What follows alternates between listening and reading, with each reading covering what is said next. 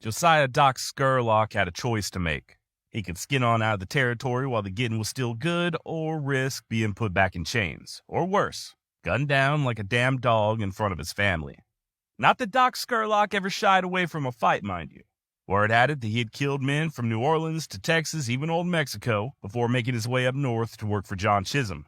And even then, folks just kept turning up kilt around him, be they hostile Apache or feisty stock thieves. All the same, Doc had a family to worry about now, little ones to feed and protect. He could no longer afford to ride out reckless as the devil with young Billy Bonney. Vengeance be damned. Matter of fact, at nearly 31 years of age, Doc had just welcomed a son into this world, his namesake, Josiah Gordon Scurlock Jr. A joyous occasion for any man indeed, but one nonetheless tinged with bitterness given that just 2 months prior he and his wife Antonia had laid their daughter Maria Elena to rest. No, Doc Scurlock was no stranger to burying the dead, nor to keeping gravediggers in business. Killing had always come easy to a man like him, and death just seemed to follow in his wake, even to those whom he loved the most.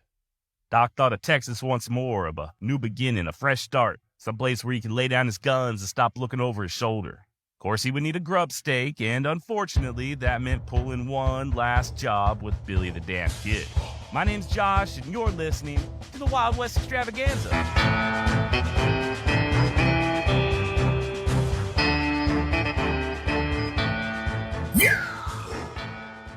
If you're here to learn more about Doc Scurlock, well, you have certainly come to the right place. First, though, just kind of a heads up. This episode does get a little heavy, at least the portion dealing with Scurlock. I normally don't issue warnings like this, but if you're a parent who has had the great misfortune of losing a child, proceed with caution, as this is a topic that will be touched on more than once. In all honesty, I would not blame you for skipping this episode altogether. Josiah Scurlock lived a very interesting life for sure. But boy, oh boy, tragedy sure did come a-knockin'. That said, if you're here just for the Doc Scurlock discourse alone and you don't want to hear me blather on about anything else, feel free to skip to around the 20-minute mark.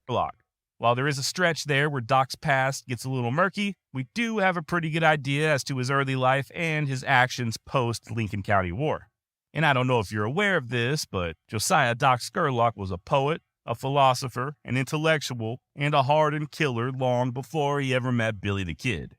Born in Alabama, I'll try not to hold that against him, in the year 1850, Josiah was too young to fight in the war between the states, but like everybody else of his generation, he nonetheless felt the conflict's effects. 3 of his older brothers served, and one of them came home in a pine box. What was left of him, at least. I imagine the remaining 2 brothers had quite a few stories to tell. Now, Scurlock's daddy was a school teacher and his cousin was a doctor, so Josiah did have the benefit of a better-than-average education. As such, by the time he was 18, Scurlock was down in New Orleans studying medicine with a bright future ahead of him. Ah, but life sometimes has a different idea, and you know what they say about the best laid plans. Sadly, Doc would not graduate. Family legend tells of Josiah falling in love with a beautiful female intern only to have her spurn his advances and marry another man. The heartbroken Scurlock then joined a group bound for Tampico, Mexico, hoping to help treat a yellow fever outbreak. To hear some tell it, Doc stayed in Old Mexico for a couple of years before he himself fell ill with what he thought was tuberculosis, causing him to head north to the drier climates of New Mexico and Arizona. But like I said, that's the family story, the one that's been passed down. If you'll remember from the recent series on Billy the Kid, link in the show notes, a federal agent by the name of Azaria Wild was sent to New Mexico to investigate a counterfeiting operation. Agent Wild quickly compiled a dossier of all of Billy Bonney's pals, Doc included. And according to the federal man, Doc Scurlock had killed both in Louisiana and Texas before fleeing to Mexico. What's more, this is also unproven but often repeated, Scurlock supposedly had both of his front teeth shot out during a gunfight over a game of cards. He and his opponent shucked iron at the same time, and while Doc lost his 2 front teeth and ended up with a gnarly scar on the back of his neck, his foe lay dead on the ground, and that was that. Apparently, this is why Josiah is seen in photos sporting a long mustache for the rest of his life. Nobody really knows the truth about Doc in Mexico, even the Scurlock family, but thankfully we do have a much more clear picture once Josiah pops up in New Mexico. By the early 1870s, he's employed as a line rider for rancher John Chisholm on his massive Bosque Grande spread, alongside future enemies Frank Baker, Tom Hill, and the aforementioned Jesse Evans. Evidence suggests that Scurlock participated in a few lynchings during this time, as Chisholm hands were encouraged to do, and at least twice Doc nearly lost his hair to the hostiles. One occasion saw Josiah and a fellow cowboy named Hoyt ambushed by a handful of warriors, with Hoyt, along with both horses, immediately being cut down.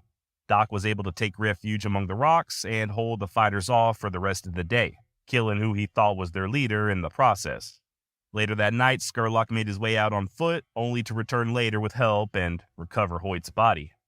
Another incident in September of 1873 saw Doc return to camp one evening only to find another partner dead and scalped, and missing a nose.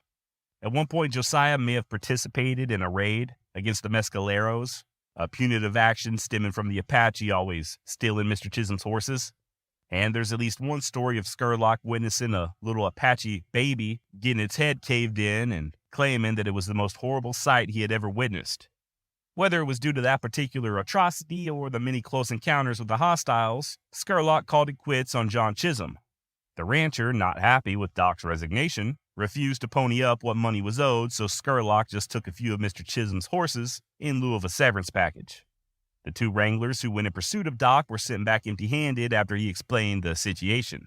I get the feeling they kind of sympathized with him, or at very least reckoned they didn't get paid enough to square up against a man such as Doc Scurlock. Josiah then traveled to Arizona for a spell, where he befriended future brother-in-law and fellow regulator Charlie Bowdry. The pair possibly opened up a cheese factory before making their way back to New Mexico, Lincoln County, New Mexico to be exact, on the Ruidoso. They were both employed by one Fernando Herrera, Doc's soon-to-be father-in-law, and became acquainted with the other young men of the area, guys like Dick Brewer and Ab Saunders and Frank and George Coe. Weren't long before this bunch began working together in hopes of, for lack of better words, regulating the rampant stock thievery in the area. As such, Scurlock and the boys would resort to vigilantism, even going so far as busting at least one man out of jail there in Lincoln and stringing him up. Doc would eventually lay claim to his own little spread on the Ruidoso and marry Fernando's daughter, the then 16-year-old Maria Antonia Miguela Herrera. I don't think I'm getting any better at rolling them R's. Anyway, Doc was 28 years old when he got married, and for the most part, things were looking up. Problem is, these old boys were still about half wild, especially Doc's good buddy, Charlie Bowdry. Turns out Charlie and a ne'er-do-well by the name of Frank Freeman got all kinds of drunk one night in Lincoln and began shooting the place up. There was a confrontation with Sheriff Brady, but further violence was avoided as the two inebriates were taken to Fort Stanton. Both Bowdry and Freeman were soon released on bail, and rumors began spreading that they planned to return to Lincoln and take care of Sheriff Brady for good. As such, Brady went on the offense. With a posse of soldiers at his disposal, he caught up with the pair at Bowdry's ranch, along with George Coe and our man himself, Doc Scurlock. There was a fight, gunfire was exchanged, and while Bowdry was able to escape, Doc and Coe were arrested. This is the incident I alluded to back in episode 3 on the Billy the Kid series. Link in the show notes. On the ride back to Lincoln, Brady had Coe and Scurlock tied on the same horse together so tightly that George would later liken it to physical torture. Of course, around this time, John Tunstall arrived there in Lincoln County, and Doc began riding with Dick Brewer on occasion to chase after Jesse Evans and his damn horse thieves. Tensions continue to rise there in Lincoln. John Tunstall gets murdered, and Doc aligns himself with the Lincoln County Regulators. He even rises to the rank of captain of the entire bunch. And following the Battle of Lincoln, Scurlock called it quits. He moved his small family to Fort Sumner, and save for a couple of excursions into Texas with some of Mr. Chisholm's borrowed beeves, Doc sank into an honest life. He may have been present in February of 1879 when Billy met with Dolan and Jesse Evans looking to call a truce. And Doc was definitely with the kid later that spring and early summer, as the two were air quotes incarcerated in Lincoln, awaiting Governor Wallace's pardon. And when that pardon never came, they simply rode out of town. Billy to his grave and Doc to Texas. Sometime between October and December of 1879, Scurlock sold off all of his guns, save for an old squirrel rifle, and moved the family to the Texas Panhandle, where he took up employment on the LX Ranch, as well as the mail station in the nearby town of Wheeler. Not for long, though. It should be noted that many of the men hunting for the kid over New Mexico way were also working for the LX. One has to wonder if Doc was ever consulted about Billy's whereabouts, or if he just kept his mouth shut. Family legend also states that the kid would visit Doc there in Texas after escaping jail in Lincoln. Like I said, though, Doc wouldn't linger on the LX for long. Whether it was an attempt to outrun his past or just looking to find the best life possible for his family, Josiah Scurlock seemed to always be on the move. By 1881, he was teaching school in the town of Vernon, up there in North Texas, and by 1893, he was plowing his very own cotton farm just south of Fort Worth. And throughout it all, Doc always supplemented his income teaching Spanish. Apparently, he was fluent after spending so much time in the Southwest and being happily married to a smoking hot caliente fuego Hispanic lady. Unfortunately, Doc and his wife Antonia knew the gut-wrenching sting of losing a child. And more than once. As previously touched on, their oldest daughter had passed away while the family still resided at Fort Sumner, and they'd lose another, 5-year-old Viola, in 1894. 5 years later, in 1899, the Scurlock family moved to Granbury, Texas for the better part of a decade before relocating to Maybank, a little over 100 miles to the east, where tragedy would strike yet again. In November of 1912, Doc said adios to Antonia after 38 years of faithful marriage. True to their vows, the couple didn't part until death. Scurlock continued to teach Spanish in Maybank, along with a little bookkeeping, and for possibly the first time ever, at least the first time I can find, Doc was approached by a reporter. The journalist was hoping to interview Scurlock about his various adventures with Billy the Kid, but Doc refused. Said that life was behind him, and besides, he weren't like that no more. The year 1916 saw Doc lose yet another daughter, Lola, and 3 years later he would move for a final time, this time settling down in Eastland. It was there where Doc operated a confectionery store, which I believe is the old-timey way of saying a candy shop. And he spent an enormous amount of time at the local library. Always a voracious reader, Scurlock couldn't soak up knowledge quick enough. The man was a deep thinker, always questioning the world around him, and like many of us, just looking to help make sense of the chaos. Yes, Doc figured he might find some answers in them books. Accordingly, it was only natural that Doc be admitted into the prestigious Theosophical Society. Now, if you've never heard of this group, don't feel bad. Neither have I. But I looked them up, and they are still around to this day. Other notable intellectuals who became members were Thomas Edison and the poet William Butler Yeats. So I reckon Josiah was in good company. Or maybe it was them who were in good company. You ever think about that, huh? Thomas Edison, you piece of shit. Sorry, I get carried away sometimes. All right. Per their website, the society defines theosophy, as derived from Greek roots meaning divine wisdom, as a body of knowledge that tells us about our place in the universe and why the world is the way it is. Although it agrees in many respects with scientific theories, it goes past them in addressing unseen realities that we all experience but often don't understand. It answers many questions that people have, such as, why am I here? What is the purpose of the universe? Is there a God? Why does there seem to be injustice and evil in the world? And how can I have a purposeful and meaningful life? Pretty deep stuff for an old cowhand used to dodging bullets and sleeping out in the desert. But then again, Doc was what I like to call the thinking man's outlaw.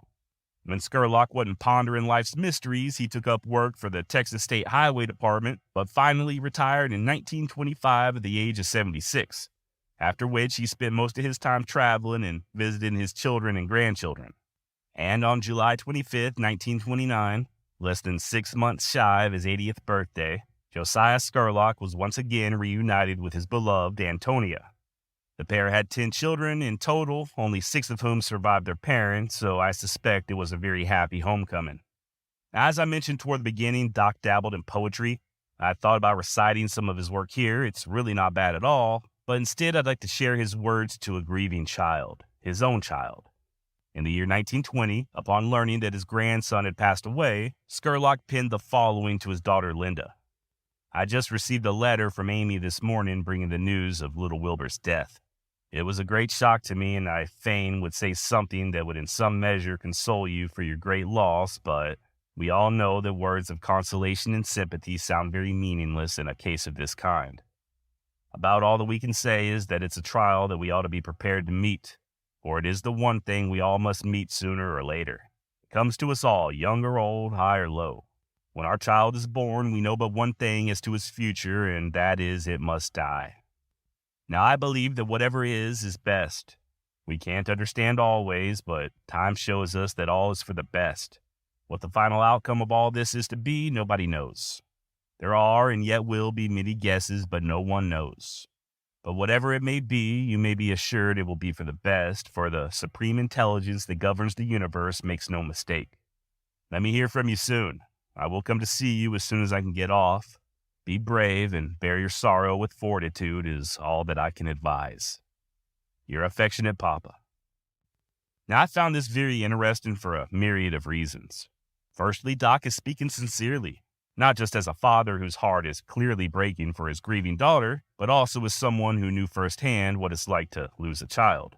Someone who knew all too well that the heaviest coffins are those that are the smallest. It also shows that Doc was a bit of a stoic. Much like Marcus Aurelius, Scurlock accepted life as it was, on life's terms, and he learned to live in agreement with nature. He knew full well just how fleeting and oftentimes cheap life can be. I can't prove this, of course, but I suspect Doc was familiar with the Latin phrase, memento mori. Remember, you too shall die. Now, if you'd like to learn more about the life and times of Doc Scurlock, I highly recommend the book Blood on the Saddle by David Garrett and Micah Ferris. Both authors are descendants of Scurlock, and they have a wealth of information to share. Everything from family photos to letters, even Doc's poetry. Very interesting and absolutely worth it if you're a big-time fan of all things Billy the Kid.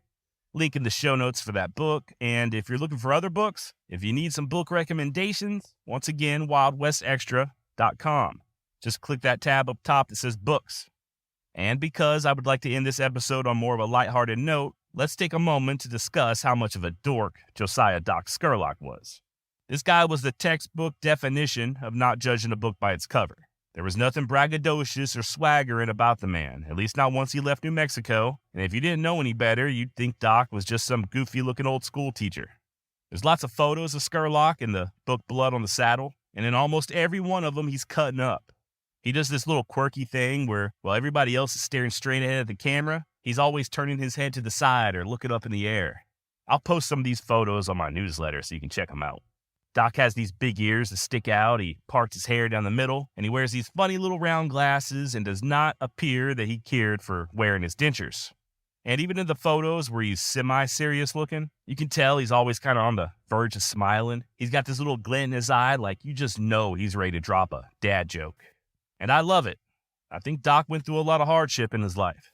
He survived Mexico and the Apache and the Lincoln County War by the hair of his nutsack, and then suffered the unbelievable loss of losing several children, a wife, and at least one grandchild. But through it all, even towards the end, Scurlock tried to share joy, try to make other people laugh, and I'm just assuming here, but judging by his background as an educator, I'm next to certain he was still spreading knowledge all the way to the end. And I think that about does it for this episode of the Wild West Extravaganza. Do me a favor, head on over to wildwestextra.com, hit that contact button, shoot me an email. Let me know what's on your mind. While you're there, maybe go ahead and tap that merch button, pick you up a t-shirt or two. All right, next week we are going to do something a little similar and take a look at the other Lincoln County regulators. Till then, remember, ashes to ashes and dust to dust. We're all bound for the grave. Act accordingly and try your damnedest to make them around you smile along the way. Adios.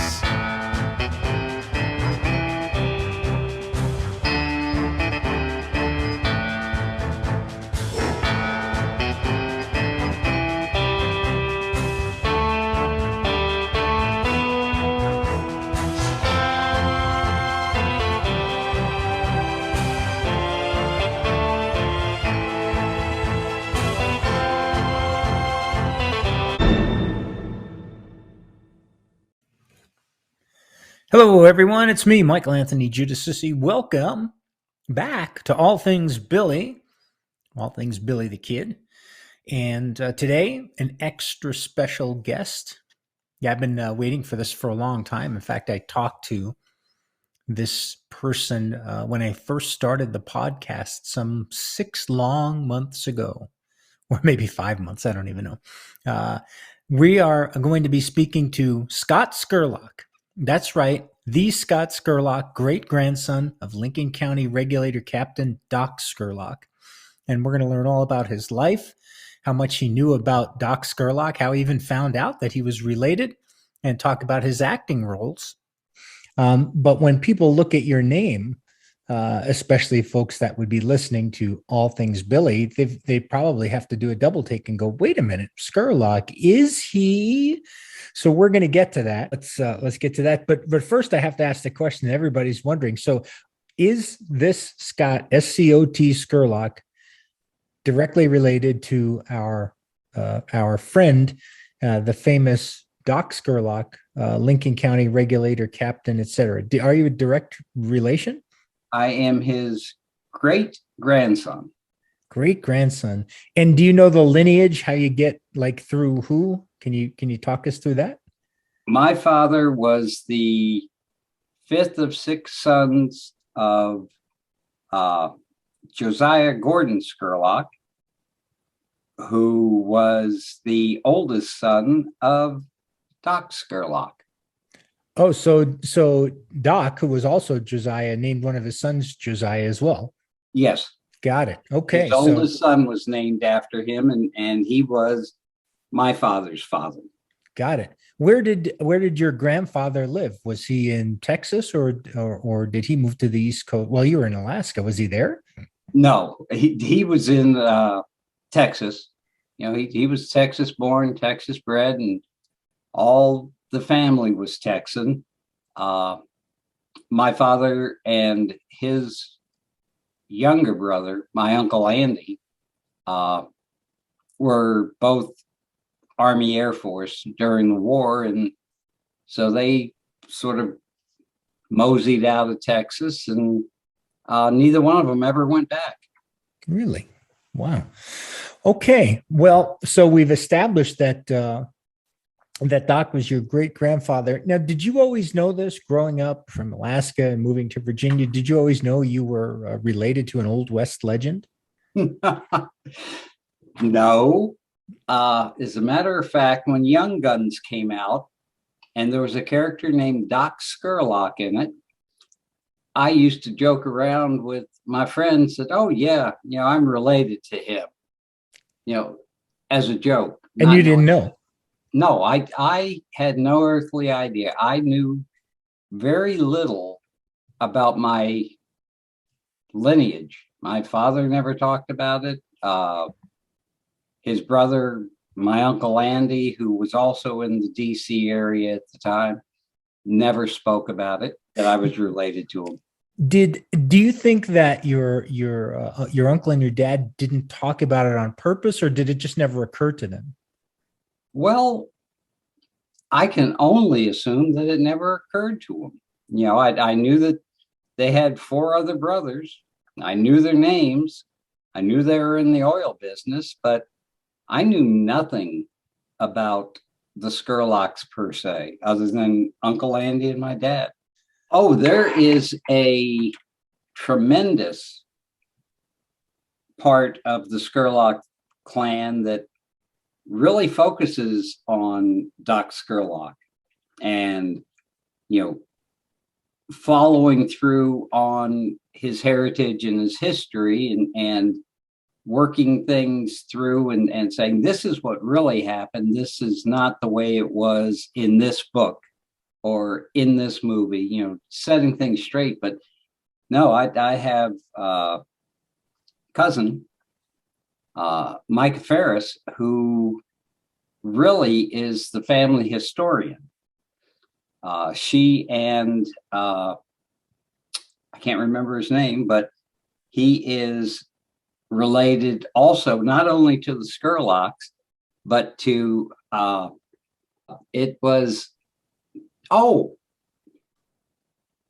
he's related to Pat Garrett. Oh, Pat Garrett. Okay. Yeah. There we go. But do people track you down and go, hey, you're a Scurlock. Are you related to Doc?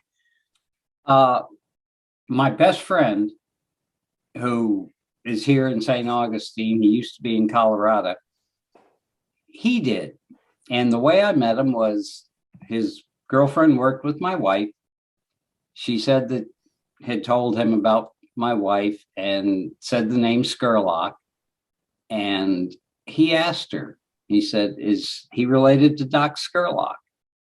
And she said, yes. So he drove down from Denver to have breakfast one morning with us so that we could meet.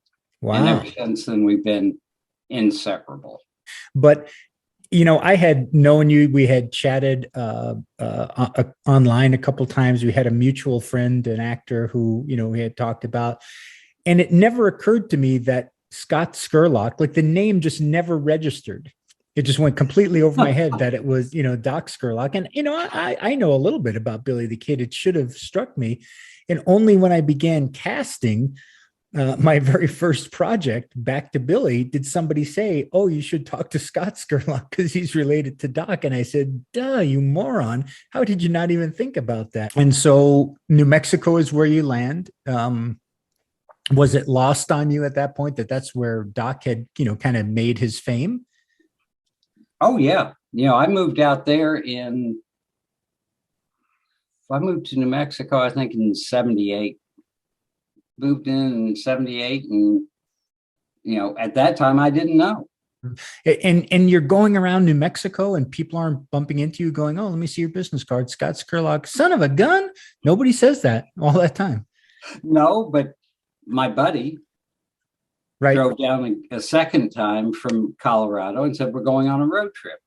And it was Billy the Kid days down in Lincoln. So we went down to Lincoln.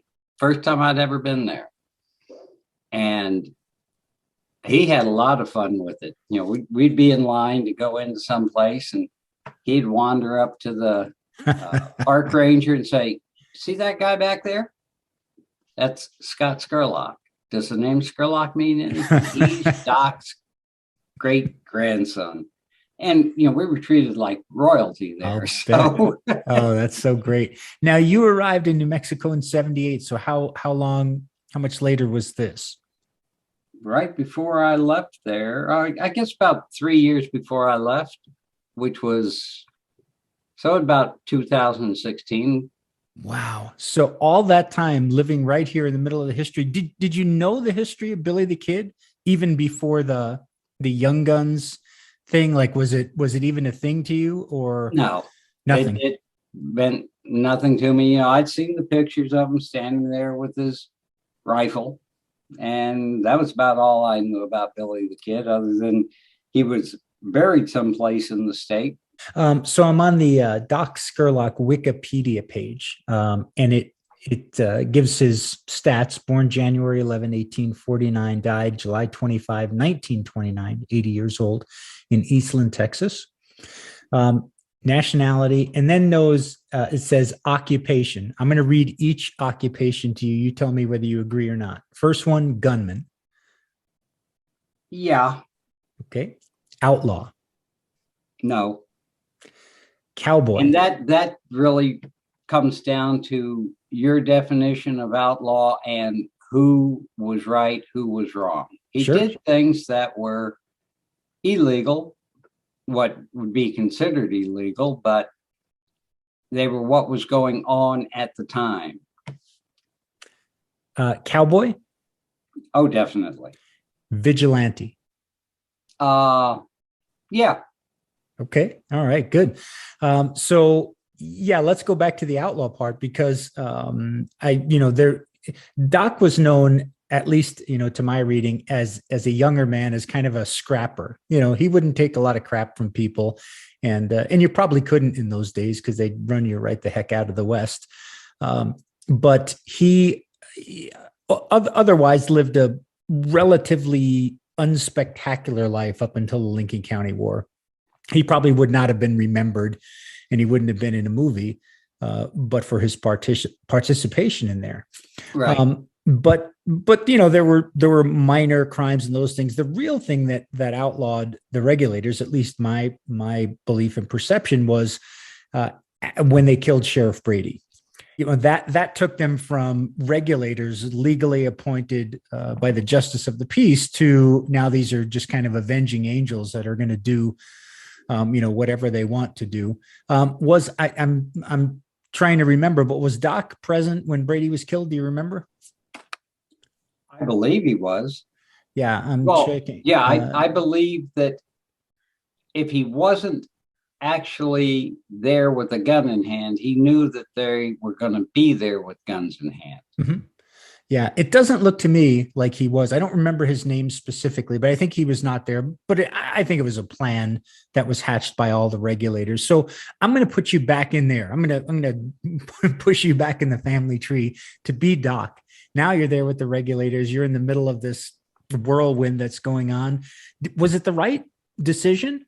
Do you think it was the right thing for them to do at that point, to just rid the county of the sheriff? In my opinion, based on what we know, yes.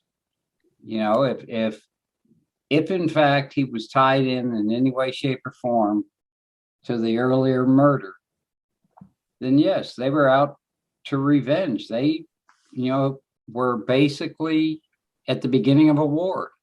Frank McNabb is killed, and Doc has control of the group for a little while, and right up until the 5-day battle. Now he's not in the McSween house when it's being burned out, but he kind of runs the show then. And after the war is kind of over, there's really not much left there's nothing left to fight about. Tunstall and McSween are dead. Dolan's bankrupt. The town is in ruins.